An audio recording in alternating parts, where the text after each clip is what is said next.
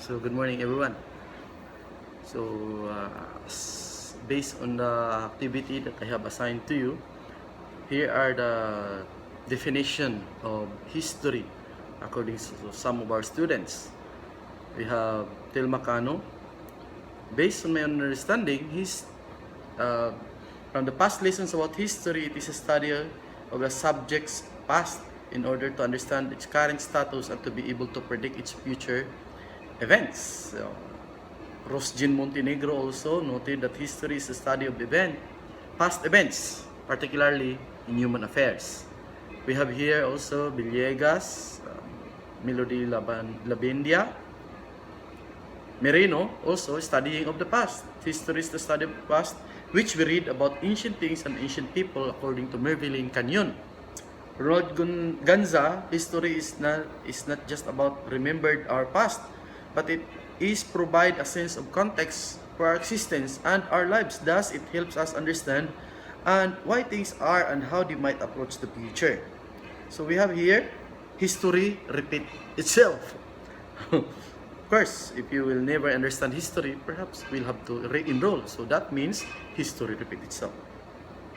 Another one is that, as a matter of fact, history tells the real story that already happened, which is covering political, cultural, diplomatic, and military history, including environmental issues of the economic system. That was according to Miss Vanessa Tocom. So, by the way guys, in most of your answer here, if you manage to secure this from the online source or whatever source that you may be using, please try to indicate also the source so that as we try to understand, you will not be guilty of plagiarism. So, by the way, looking back at your definition of history, it only proves to me that indeed, in most cases, a lot of people are simply equating the discipline of history into some sort of the study of the past. Some would even mention that this is a chronological order of the records of the past. But some even consider it as simply as his story. Well, those are the things that really relegate our discipline into a little bit confusing. But what is actually the etymological origin of the word history? The word history actually derived from the European society's term, like for instance, Latin term historia, which means inquiry or investigation. We also have history. This is actually a French term which means knowing. And finally, we have the Greek word histor or histor, which also means history is, or historian is considered to be as what? A learned or wise man.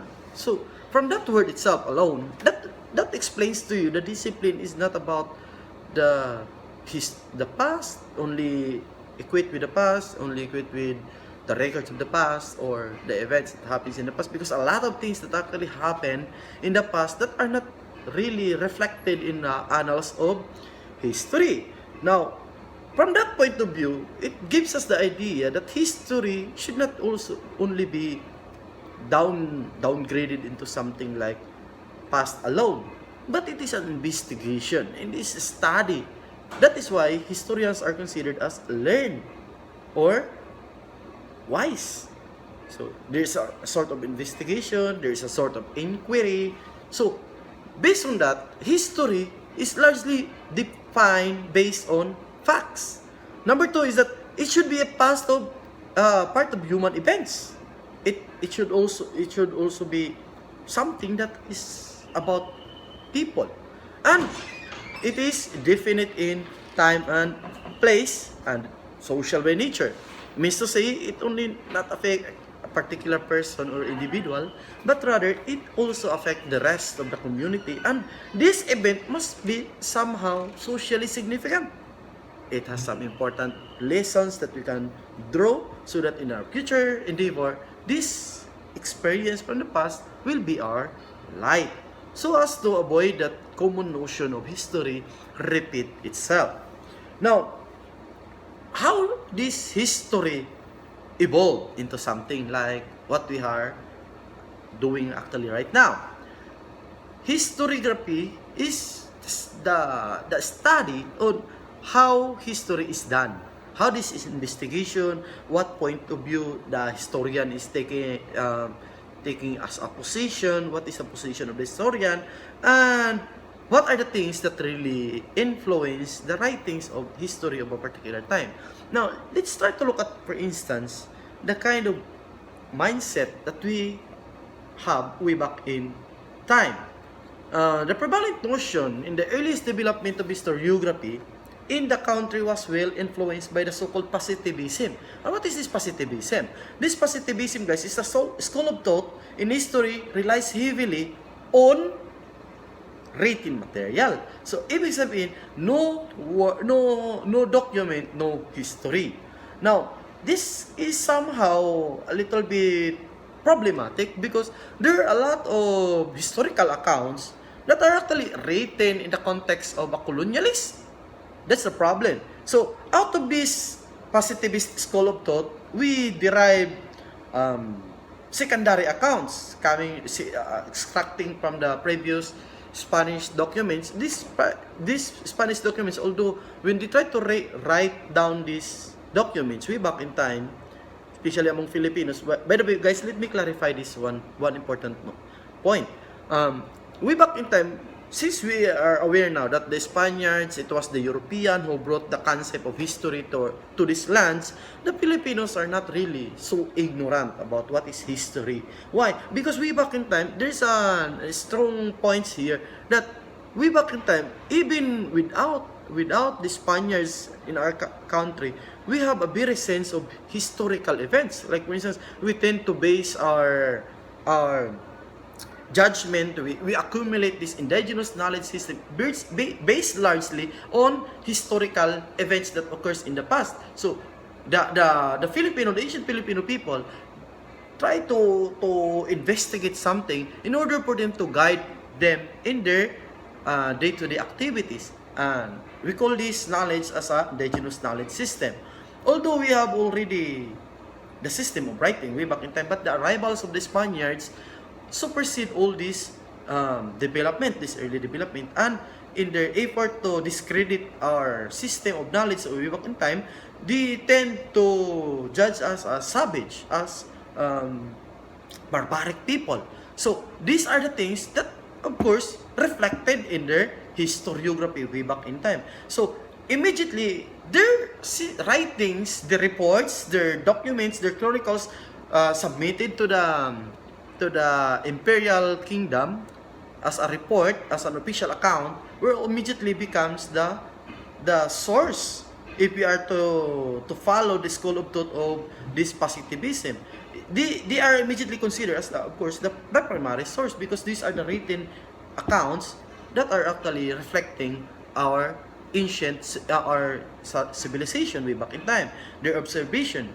But however, this secondary account, if you try to, a lot of these followers are actually exploring this positivism school of thought, and they were able to also publish a secondary account, like for instance that Eric Wolff, the Europe and the People Without History, and Peter Schur's Caraga Antigua, and Jesuit letters, and a lot of these things are actually compiled in the so-called Blair and Robertson's account, the voluminous account of 54 volumes of documents translated into English about pertaining to the Philippine Islands.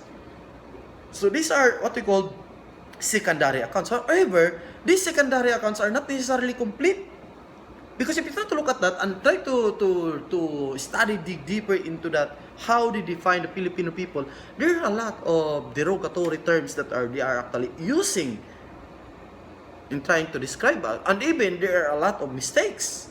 Like for instance, the Filipinos way back in time are labeled as Indios, and so on and so forth. Then, let's move on. We have here, if you try to look at the historiography, the Filipino now aspire to write history in the context of our own, free from the influence of the colonizers, free from the influence of their biases and prejudice. So we really try to explore other avenues in order to write historiography. In other words, we are no longer confined within the context of that so-called positivism who are believing in such an idea of no documents, no history notion. Now, this is what we call post-colonialism. And the fundamentals of this is they are trying to challenge and trying to take the challenge of rewriting our history in our own perspective. So they are now using other resources, like for instance interview, like for instance